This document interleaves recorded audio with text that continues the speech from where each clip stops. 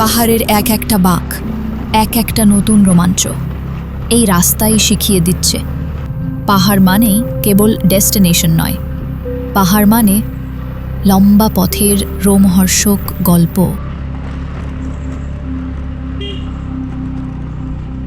বড় রাস্তা ছেড়ে আমরা বাম দিকে মোড় নিয়েছি। এবার শুরু হয়েছে সরু পথ, একদিকে ঘন জঙ্গল আর অন্যদিকে গভীর খাদ, প্রবল কুয়াশার চাদরে ঢাকা চারপাশ, যেন পৃথিবীটা হঠাৎ করে নিঃশব্দ হয়ে গেছে। সূর্যের মুখ দেখা যায়নি সকাল থেকে, তবু ঠিক এমনটাই তো চেয়েছিলাম। এই নির্জনতা, এই অচেনা পথ,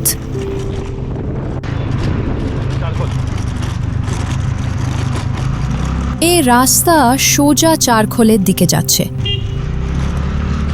ক্রমে টিপটিপে বৃষ্টিতে ভিজতে ভিজতে বন বনানীর চড়াই উথরাই পথ পেরিয়ে মেঘলোকের অলিগলিতে এগিয়ে চলেছি আমরা।